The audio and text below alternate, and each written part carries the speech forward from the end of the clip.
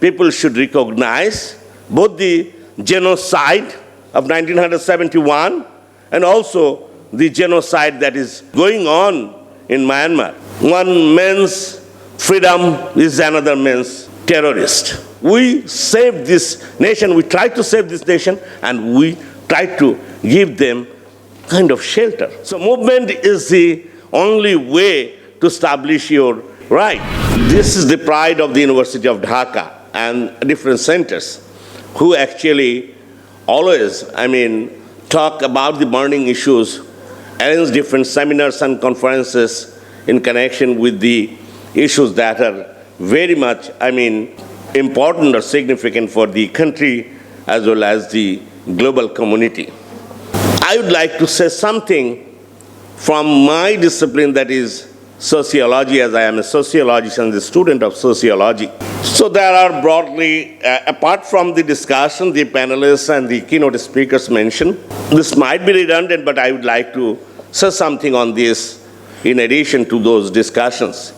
So there are four major points in this, seminar. That is, one is genocide, then the justice, and the Rohingya crisis, and also the role of Bangladesh that actually, has done so far in connection with upholding the rights of the Rohingyas.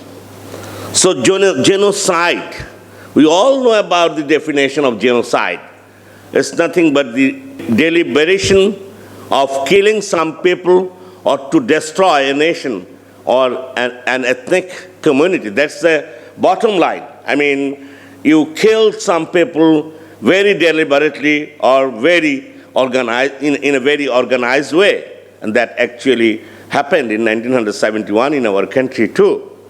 So genocide, to me, as a sociologist, it's not a very, given term, even though we have many euphoric, ideas about genocide. We say, we sympathize, we show our sympathy towards the, people who actually are killed, who are being killed all over the world every time. But to me, it's a contested term. In a sense, if we just look at the Bangladeshi case in 1971, 30 million people were killed. 2.5 million women were somehow raped and tortured. But we have yet to get the recognition from the international organizations or the international bodies. So you understand, it's not a very given term, it's a contested term. And the politics behind this sort of, so even though we say to our students, we read our students, we teach our students that this is genocide, but definitely it's a relative, it's a kind of, very, very orchestrated, or as I mentioned, contested term. And so is the case of, Rohingya. We see the persecution, we see the torture, we see the inhuman misery of the Rohingyas. But still, does the world actually recognize this as genocide? That's a big question. So it's all about injustice and politics. So the second term, which is again the issue of justice, we all also know the definition of justice. It's equal right of women and men, equal right of different ethnic groups, equal right of aged people and young people. And that is the sociological explanation of equality. Equal rights of other victimized groups. Immigrants, for example, refugees, for examples, and in many ways, this sort of, justice that is related to religion and other issues. But what happened to the case of justice? It is equally, it is as same as what we understand about genocide. Meaning, the connotation of justice is very euphoric, but again, it is guided by, it is it is guided by world politics. And that is why we see different kinds of injustice all over the world. We know the United States of America, the highest, largest, and, a big country for democracy and other things. But if we look at the chain shop of Walmart, visit there, and you'll see the income or wage discrimination in those, very finest kind of chain shop. And so is common in other, multinational corporations. If you are woman, if you are black or, visible minority, and if you are Muslim, if you cannot speak English, your wage is absolutely different. And they prefer those people in Walmart. And that was my first-hand experience when I started in Canada. So this is how we can understand the justice system all over the world. So it is also a very contested term. And that is why we encountered Kosovo, we encountered Palestine, we encountered in many places this sort of justice and politics. Once, we all know the famous, sociologist, political scientist, Karl Marx mentioned in his famous Communist Manifesto, the history of all hitherto existing society is the history of class struggle. We understand. He actually mentioned the history of, the struggle between exploiter and exploited, oppressor and oppressed, have and have-nots. That was a very radical, that has a very radical connotation. And many liberal people might not like those things. But what about the dependency theory that developed during the 60s? The sociologists from the Latin America, and also one of the founding fathers of dependency theory, that is Wallerstein, who had been lived for a long time in United States. And they dubbed this class struggle to the struggle between nations, and mentioned how the Western world actually made money in terms of exploiting different underdeveloped countries in the world. That's the key. Just think about the rule of the, colonial rule of the British, the United Kingdom. In 200 years of their, regime in our country, we know how they plundered, looted, and exploited our nation. Once a very, very rich country in the world, that is the Indian subcontinent and India as a whole. So that some people might not like those things. They think these are too much, radical in tone, but that perhaps the reality of the country and the world as well. So that's the two things, and the Rohingya crisis, we all know about it, the history of persecution. Perhaps to me, the difference between when I think about I understand the Rohingya people and the Asif Munir what mentioned about the crisis in terms of labeling, which is again related to what Howard S. Baker mentioned in his labeling theory, or what Erwin Goffman mentioned about the stigma, the term stigma. So same thing, the powerful group actually somehow exploited and just gave some label to these people. And this is how we can understand one man's freedom is another man's terrorist. That's the history.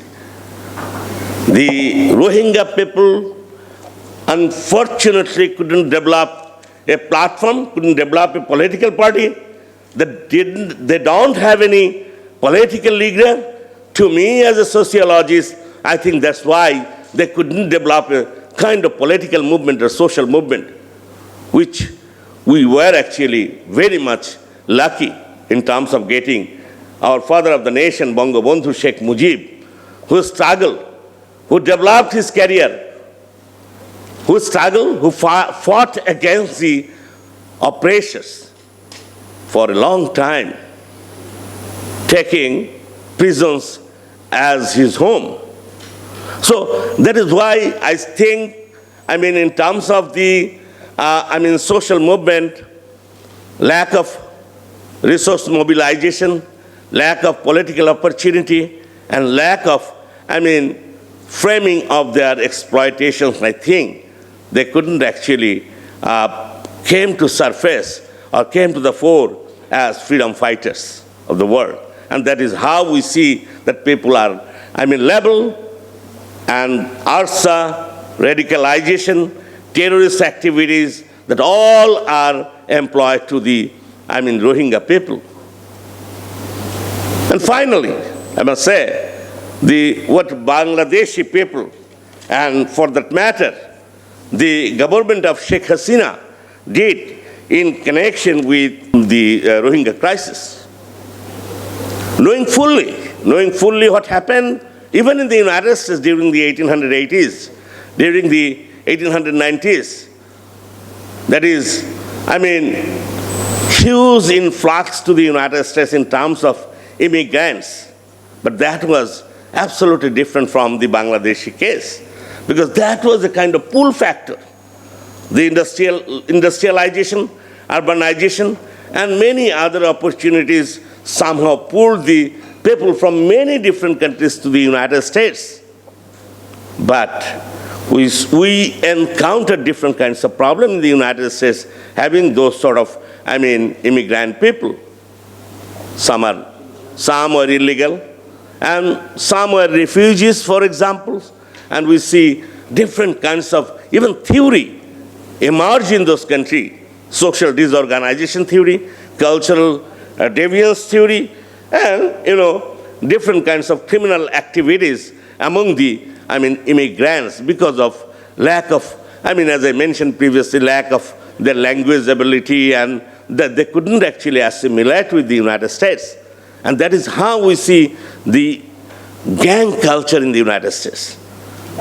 Different kinds of youth vulnerabilities, state corner society, in those society, organized crime and mafia, for example, the development of those things in the ghettos, cities in different places where, the immigrants live. So knowing fully about all these things, our Prime Minister, the august daughter of the father of the nation, she, knowing fully that's what happened in the future in Bangladesh,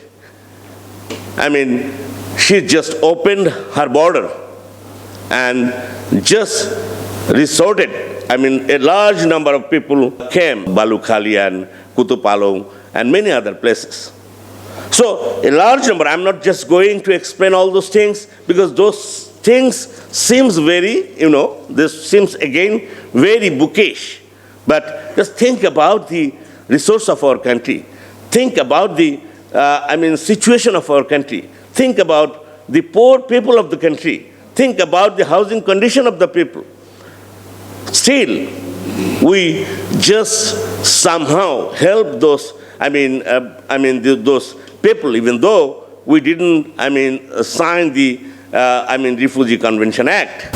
And there is a large number of, we can just list a number of things that the government of Sheikh Hasina did for the Rohingya people. And that is, I must say, that is bilateral, negotiation, trying, knowing the fact that that's politics. People will not always support you, even though, you might have good relationship with you. In many countries, they have their own economic interests. But nonetheless, you see, the government, did some bilateral negotiation, bilateral agreement, international communications, and then relief management. It's a big task. Just go to the, center, and what Mufidul Haq actually cited is I think it's an exact picture of the situation. Even though we have lots of criticism from the international organization, from the NGOs, but as a sociologist, I know the political interest of those NGOs too.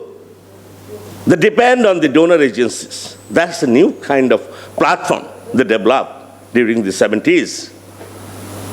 So, from the surface level, we might get lots of criticism that the government could have done many things. But think about it. People do not think in a realistic way. Per capita GNP and other social indicators, we are just rising. It's a kind of transition. I always say it's an abrupt transformation in our country that is going on. And within this situation, we have to accept all these problems and burdens. Nonetheless, the government try to develop shelter, infrastructure, healthcare, education, the empowerment of women, and the freedom of religious liberty, and etc. And then definitely giving them a good place in terms of transforming from the Cox's Bazar area to Bhasanchar. So that is how you have to understand, and you have to recognize. Last but not the least, I must say that people should recognize both the genocide of 1971 and also the genocide that is going on in Myanmar. Without doing that, and even though I mentioned some very hopeless ideas, still in the world we see people revolted, people launched different kind of movement, and got their somehow rights. Although we understand, we see the situation of indigenous people in the United States, situation of Aboriginal people in Australia and New Zealand and Canada. Those people actually were the real owner of those land, but they were evacuated or they were just evicted from the land. But still, looking at the site of Mexico, where we see lots of indigenous groups are developing their movement. So movement is the only way to establish your right. That is the message from my side to the Rohingya community. But definitely, we do not like the terrorist activities. We don't like the radicalized activities. But to fight against the evil force, fight against the oppressors, definitely as a patriot, you must fight. You must fight against those enemies. That's your fundamental rights. At the same time, I must say, the world organizations and the countries and the United States to recognize Bangladesh and to return to facilitate the returns of the Rohingya people to Burma or Myanmar and to give them an identity. Because we know in a world where globalization works, we really became a very small family in terms of global city, global village, and that's why I must say the international organization should see, the global powerful countries should see this situation.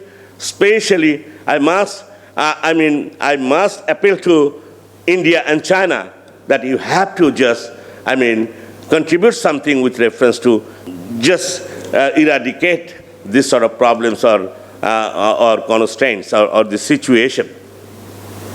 And because Bangladesh cannot be Bangladesh show showed its humanitarian, activities. That is absolutely humanitarian. We didn't have any interest whatsoever.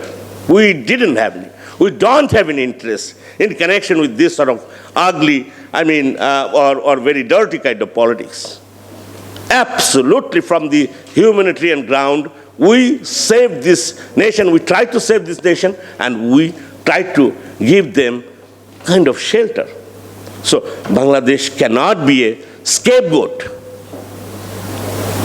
And that's why I suggest, I request all of you to just talk against these atrocities, just to, talk against this sort of injustice and develop a kind of social movement. Then we might get, some sort of solution in connection with this sort of, problems. Thank you very much. Thank you all.